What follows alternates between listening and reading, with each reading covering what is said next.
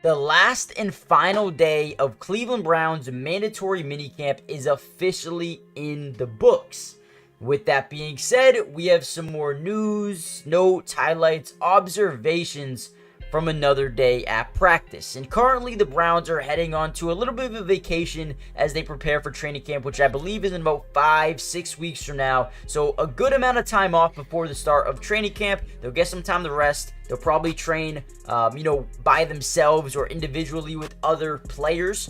But in terms of team organized practice, that will not be happening. Now in this video, I wanted to break down everything you need to know about today's practice, who looked good, who stood out, and also tomorrow we will be dropping another video covering a couple of standouts from the entirety of OTAs and minicamp as well. Before we jump into today's video, I do want to start off like we usually do and give a major shout out to all of the Browns media team out there who work so hard each and every single day to, get these highlights out for us, kind of enabling us to make these videos. Without them, it's not possible to make these. So go follow them on Twitter. They'll keep you updated with all the highlights and some more news and notes from around practice throughout training camp. So make sure you follow them. Their ads are at the top left of your screen. Now, finally, with that being said, let's dive into the video. Now, some more news regarding Amari Cooper. He was still not at practice. A lot of people are assuming that he is holding out for a contract. He wants a new contract. He wants to be here, but wants that deal so he doesn't get hurt and then loses an opportunity to get that contract, right? So he will not be here. We'll see what happens in training camp. But did miss a lot of time working with Deshaun Watson trying to garner that contract. Now, Jerry Jeudy was another player who was at practice but not practicing. Obviously, they're trying to be really conservative with them, make sure that he's not going to re-injure something or be further out for training camp as well. So I think they're doing a smart thing here, keeping him healthy and making sure that he is well rested as they get into training camp, because those will be the most important days. So give him a couple 5 weeks off here and allow him to get healthy for the start of training camp. Now also, Denzel Ward was not at practice as well. A lot of 7-on-7, 11-on-11 drills today. So keep that in mind when we break those down. Denzel Ward was not practicing with the team.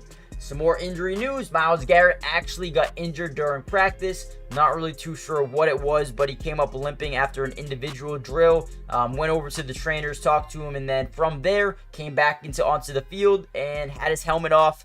And from the rest of practice on, he was pretty much doing individual work with, bands, right? He wasn't really running, wasn't really sprinting or anything like that. Just working with bands, trying to garner some strength, I guess. So looks like a little bit of a left hamstring tweak. Again, they're going to be precautionary, held him out of the entirety of practice. We'll see where they go from here, but probably nothing to be too concerned about.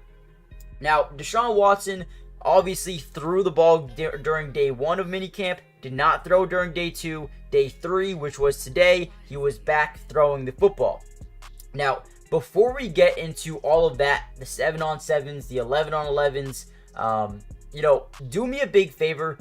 Hit the like button, but more importantly, subscribe to the channel if you're new. It is free. It does not cost anything to subscribe, and we will be covering the Browns throughout the entirety of the offseason. Now, you may be asking, what does that include exactly? Well, the rest of OTAs, which again, like I said, tomorrow's video, we should have another one out covering who looked good throughout the entirety of practices, but also mandatory our training camp, preseason, regular season as well. Everything you guys need to know, we got you guys covered. So join the family if you haven't already done so. And more importantly, follow my Twitch. We will be live streaming some Browns games this year, reacting to them, breaking down film over on my Twitch. It's Matty Dubs with 3 S's, or you can find the link in the description below.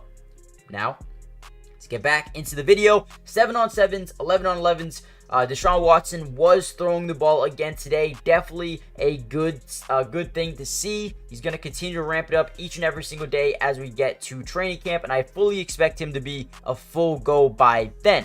Now, Elijah Moore, like we said, got a lot more reps and a lot of young guys as well, due to the fact that Amari Cooper and Jerry Jeudy were not there. There was one deep throw you'll see in this video. Deshaun Watson, 50-yard bomb to Elijah Moore.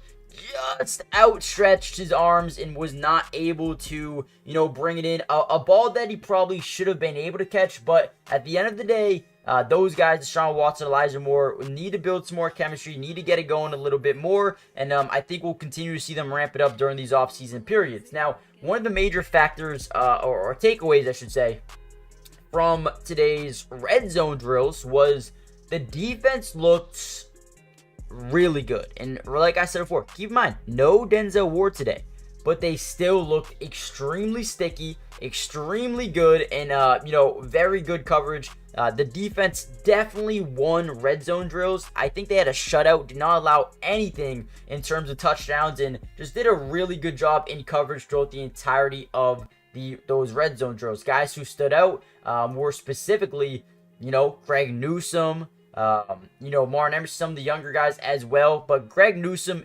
specifically looked extremely good during red zone drills. We also saw some 7-on-7s where, David Njoku got going, man, down the sideline, big time catch. What would have been probably a broken tackle, I would assume.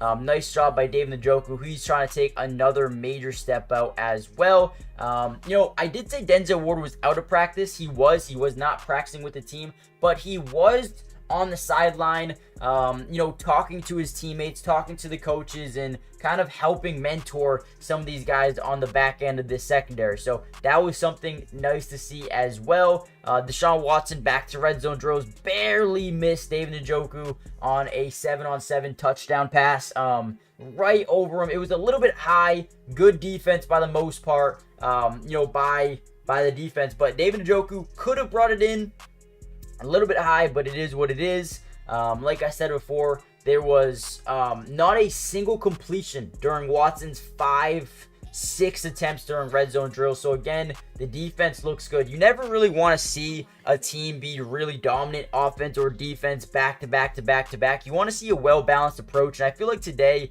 we got to see a lot of that. Offense winning some 7-on-7s, defense dominating during red zone drills, and that is something you want to see because, once you see a team really dominate one portion every single day, it starts to become a writing on the wall. Like, if your offense is dominating the defense every single practice, yeah, your defense is probably going to be dog water by the time the regular season comes, or vice versa, right? If your defense is dominating, your offense is probably going to be dog water come regular season time. But it's very, very back and forth. Cedric Tillman made a couple of big plays versus Ronnie Hickman.